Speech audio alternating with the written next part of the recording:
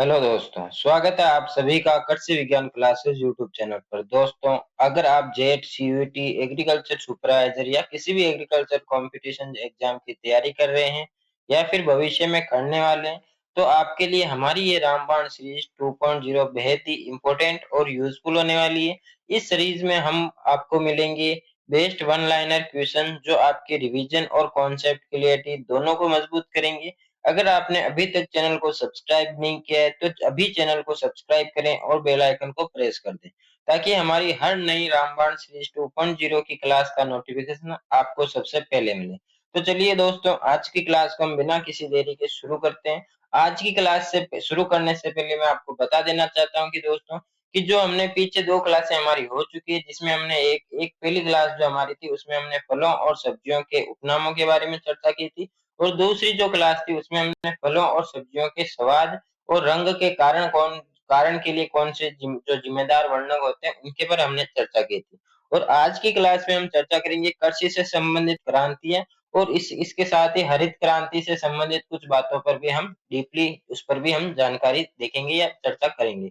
तो आज की क्लास को हम शुरू करते हैं। आज की क्लास में हम कृषि से संबंधित प्रमुख क्रांतियों के बारे में करेंगे कि कौन सी क्रांति किस क्रॉप या किस फसल के को टारगेट रख के चली थी और किसका रीजन क्या था, उस पर हम चर्चा करेंगे। तो सबसे पहली जो थी वो थी श्वेत क्रांति यानी व्हाइट रिवोल्यूशन की बात करते हैं तो ये चली थी दूध उत्पादन से रिलेटेड यानी कि मिल्क प्रोडक्शन के रिलेटेड ये थी। और इसके जो जनक थे वो थे वर्गीज कुरियन, इसके जनक थे।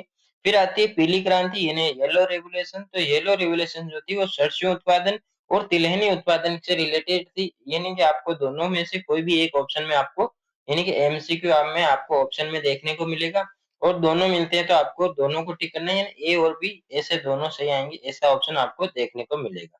नीली क्रांति जो थी यानी ब्लू रेवोल्यूशन जो थी वो मछली उत्पादन से संबंधित थी यानी फिश प्रोडक्शन से रिलेटेड थी। हरित क्रांति जो थी वो अनाज उत्पादन से, जिसमें मुख्यतः गेहूं और चावल इसमें टारगेट किए गए थे, यानी अनाज अनाज वाली जितनी भी फसलें थी उन सभी को विकसित करने का लक्ष्य था। लेकिन मुख्यतः गेहूं और चावल थे और ज्यादातर जो प्रभावित हुई इसमें, यानी कि आपसे पूछा जाए कि जो हरित क्रांति से सबसे प्रभावित फसल कौन सी हुई थी या कौन सी क्रॉप हुई थी, तो वो थी गेहूं। और गेहूं और चावल दोनों में मिला लेकिन सबसे ज्यादा जो थी वो गेहूं थी। और इसके भारत में यदि आपको जनक पूछे जाए तो थे एम एस स्वामीनाथन। और यदि विश्व में बात करें तो नॉर्मन ई बोरलॉग यानी कि एन ई बोरलॉग थे, या जिसे हम नॉर्मन ई बोरलॉग भी कहते हैं। तो फिर आती है भूरी क्रांति यानी ब्राउन रेवोल्यूशन, तो वो थी खाद्यान्न प्रसंस्करण से रिलेटेड थी। और नेक्स्ट हमारी जो क्रांति थी वो थी सलेटी क्रांति जो कि उर्वरक यानी फर्टिलाइजर प्रोडक्शन से रिलेटेड थी। इसका जो मुख्य जो लक्ष्य था वो जो उर्वरक होते हैं उनका उत्पादन बढ़ाना था। और फिर आती है काली क्रांति यानी ब्लैक रेवोल्यूशन की बात करते हैं तो ये थी पेट्रोलियम पदार्थ या फिर ईंधन, जैव ईंधन जो थे या जेट यानी बायोडीजल से रिगार्डिंग ये थी। और फिर आता है ऑपरेशन फ्लड जो भी दूध उत्पादन को बढ़ाने के लिए चलाया गया था। ये कोई क्रांति नहीं था लेकिन क्रांति की तरह ही इसे चलाया गया था। इन ऑपरेशन जो फ्लड था वो दूध उत्पादन के लिए चलाया गया था, दूध उत्पादन को बढ़ाने के लिए। और फिर आती है स्वर्ण या सुनहरी क्रांति जो कि हॉर्टिकल्चर से रिलेटेड है यानी फ्रूट से रिलेटेड है और ये फल उत्पादन के लिए चलाई गई थी। फिर आती है लाल क्रांति। तो लाल क्रांति थी मीट या टोमेटो से रिलेटेड थी यानी मांस और टमाटर उत्पादन से रिलेटेड रिलेटेड थी। और इस क्रांति का जो मुख्य जो उद्देश्य था वो मांस और टमाटर दोनों के उत्पादन को बढ़ाना था। फिर आती है रजत क्रांति। तो रजत क्रांति यानी सिल्वर रेवोल्यूशन की बात करते हैं, ये अंडा और जो मुर्गी उत्पादन था दोनों को बढ़ाने का इसका उद्देश्य था। तो आपको दोनों में से एक ऑप्शन में आपको वहां पे देखने को मिलेगा। इसके बाद आती है गोल क्रांति यानी राउंड रेवोल्यूशन की बात करते हैं तो ये आलू उत्पादन के लिए थी, यानी कि आलू के प्रोडक्शन को बढ़ाने के लिए इसको चलाया गया था। इंद्रधनुष जो क्रांति थी वो किसी विशेष मतलब किसी फसल या क्रॉप के लिए नहीं थी, लेकिन ये कृषि के जितने भी जो क्षेत्र होते हैं उन सभी के विकास के लिए चलाई गई थी और नीतीश कुमार ने ये चलाई थी। गुलाबी क्रांति यानी पिंक रेवोल्यूशन जो थी वो झींगा और जो प्याज थे उनसे रिगार्डिंग चलाई गई थी, यानी उनके प्रोडक्शन को बढ़ाने के लिए चलाई गई थी। हरित सोना क्रांति जो थी यानी हरित हरा सोना हम किसे कहते हैं, बांस को कहते हैं, तो ये बांस उत्पादन के लिए चलाई गई थी। स्वर्ण रेशा क्रांति किसे कहते हैं, यानी कि हम जो गोल्डन जो रेशा होता है यानी कि जूट उत्पादन के लिए चलाई गई थी। और रजत रेशा उत्क्रांति जो थी वो कपास उत्पादन के लिए चलाई गई थी। और केसर क्रांति जो थी वो सौर ऊर्जा के लिए चलाई गई थी। ये हमारी कुछ प्रमुख प्रमुख क्रांतियाँ थी जो एग्रीकल्चर से रिलेटेड है और यहाँ पे ये चलाई गई थी। और इसके बाद हम बात करते हैं कि जो हरित क्रांति थी उससे संबंधित कुछ बातें करते हैं कि जो इम्पोर्टेंट आपके जो बिंदु होते हैं वो आपसे पूछे जा सकते हैं या उनसे रिगार्डिंग आपके क्वेश्चन आ सकता है। तो उसमें सबसे पहला ये आता है कि जो हरित क्रांति थी वो उसका जो नाम था हरित क्रांति, वो किसने दिया था? तो वो दिया था डॉक्टर विलियम गॉर्ड ने ये नाम दिया था। अब दूसरा सवाल ये आता है कि भारत में जो इसके जनक कौन थे? तो वो थे एम.एस. स्वामीनाथन और विश्व में इसके जनक कौन थे? Norman E Borlaug. फिर आता है ये कब चली थी, यानी कि जो हरित क्रांति थी वो 1966-67 में चली थी। किस फसल जो कौन सी क्रॉप ऐसी है जिसके लिए चली थी? तो ये इसमें मुख्यतः ये गेहूं और चावल के लिए चली थी, यानी अनाज वाली फसलों के लिए ये चली थी, जिसमें मुख्य लक्ष्य जो था वो गेहूं और चावल के उत्पादन को बढ़ाना था। क्या गेहूँ और चावल दोनों इससे प्रभावित हुई? कौन-सी फसल इससे ज़्यादा प्रभावित हुई? तो गेहूँ में इसका सबसे ज़्यादा प्रभाव देखने को मिला था, यानी गेहूँ का उत्पादन काफ़ी हद तक बढ़ गया था हरित क्रांति के बाद। तो जो हरित क्रांति का अधिकतम प्रभाव सबसे अधिक देखने वाली जो मिला, वो गेहूँ में मिला था। हरित क्रांति के लिए चयनित जो फसलें थी, वो गेहूँ और चावल थी। इसके बाद आता है कि जो हरत हरित क्रांति के समय भारत का कृषि मंत्री कौन था? यानी ये वेरी मोस्ट है, इसको स्टार लगा लेना। यहाँ ये क्वेश्चन आपसे पूछा जा सकता है कि जो हरित क्रांति चली थी यानी 1966-67 में भारत के कृषि मंत्री कौन थे? तो वो थे सी सुब्रमण्यम, उस समय कृषि मंत्री थे।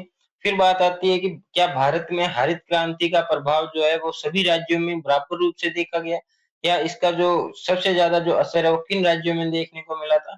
तो वो सबसे ज्यादा जो असर था वो पंजाब और हरियाणा में आपको देखने को मिला था। यहाँ पे जो गेहूं का उत्पादन था या जो धान का उत्पादन था वो बहुत ही दुगुना तिगुना बढ़ गया था।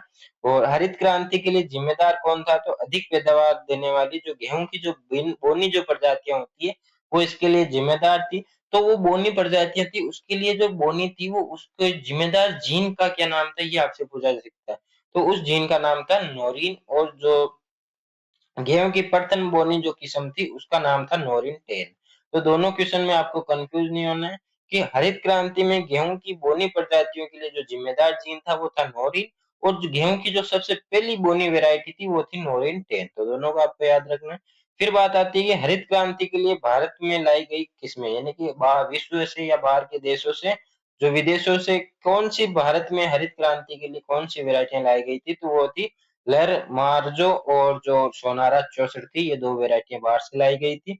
इसके बाद जो हमारा नेक्स्ट क्वेश्चन आता है कि हरित क्रांति में सबसे जो सर्वाधिक सफलता कहाँ मिली? तो सूखे क्षेत्रों में जल प्रबंधन करके, जो जल प्रबंधन द्वारा फसलों का उत्पादन बढ़ाना, यानी कि जो कम वर्षा वाले जैसे राजस्थान जैसे जो इलाके होते हैं उनमें जल का संरक्षण करके, जल का प्रबंधन करके वहां पे खेती करके उत्पादन बढ़ाना, इसकी सबसे ज्यादा सफलता यहाँ पे मिली थी। फिर आती है कि जब पहली हरित क्रांति थी वो चली थी अनाज वाली फसलों के लिए, तो दूसरी क्रांति जो आएगी मतलब द्वितीय हरित क्रांति जब चलेगी, अभी तो नहीं चली लेकिन भविष्य में कभी चलेगी, तो उसका टारगेट क्या अनाज वाली फसलें रहेगी या तिलहनी फसलें रहेगी या दलहनी फसलें रहेगी? तो उसका जो टारगेट रहेगी वो रहेगी दलहनी फसलों का उत्पादन बढ़ाना, इसका लक्ष्य रहेगा। धान की बोनी प्रजातियों के लिए जिम्मेदार जो जीन है वो है डीजी वो जेन, इसके लिए जिम्मेदार जीन है। और जो गेहूं के लिए जो जिम्मेदार जीन बोनी, जो गेहूं की जो वो बोनी प्रजाति होती है इसके लिए जो जिम्मेदार जीन है वो है नोरिन, और गेहूं की सबसे पहली जो बोनी किस्म है वो है नोरिन 10। तो ये तीनों आपको क्वेश्चन याद रखने हैं, यहाँ से आपको क्वेश्चन पूछा जा सकता है। तो ये आज की जो हमारी क्लास थी कृषि से संबंधित प्रमुख क्रांतियां और हरित क्रांति से संबंधित कुछ महत्वपूर्ण बातें या महत्वपूर्ण टॉपिक, तो इस पर हमने चर्चा की। आई होप आपको क्लास अच्छी लगी होगी, सारा टॉपिक अच्छे से समझ में आ गया होगा। ये क्रांतियों से क्वेश्चन जो है इस क्लास के बाद आपसे क्वेश्चन नहीं पूछा जाएगा।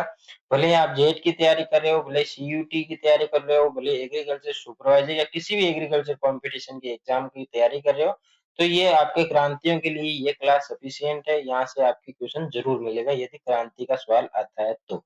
और दोस्तों यदि आपको फिर भी कोई डाउट रहता है तो आप कमेंट में बता सकते हैं, और नेक्स्ट क्लास किस टॉपिक के लिए होनी चाहिए ये भी आप कमेंट में जरूर बताएं। और जो आपको डेली यदि एमसीक्यू प्रैक्टिस करनी है तो आप व्हाट्सएप चैनल को ज्वाइन करें, वहां पे आपको डेली एमसीक्यू मिलेंगे क्विज के रूप में, तो आप वहां पे प्रैक्टिस कर सकते हैं, यहाँ से पढ़ सकते हैं यूट्यूब से फ्री। और उसकी लिंक जो है वो डिस्क्रिप्शन में दी गई है। टेलीग्राम चैनल की जो लिंक है वो भी डिस्क्रिप्शन में दी गई है, वहां से भी आपको यूट्यूब की अपडेट मिलेगी या कोई भी नोट्स होता है या स्टडी मटेरियल होता है वो आपको टेलीग्राम चैनल में मिलेगा। और यदि आपने अभी तक चैनल को सब्सक्राइब नहीं किया है तो चैनल को सब्सक्राइब करके बेल आइकन को प्रेस कर दें और इस क्लास को अपने दोस्तों से शेयर जरूर करें। जो जेएड सीयूटी या एग्रीकल्चर सुपरवाइजर की तैयारी करें उन दोस्तों से ये शेयर जरूर करना है। और जल्दी मिलेंगे नेक्स्ट क्लास में नए टॉपिक के साथ, तब तक के लिए धन्यवाद। जय जवान जय किसान।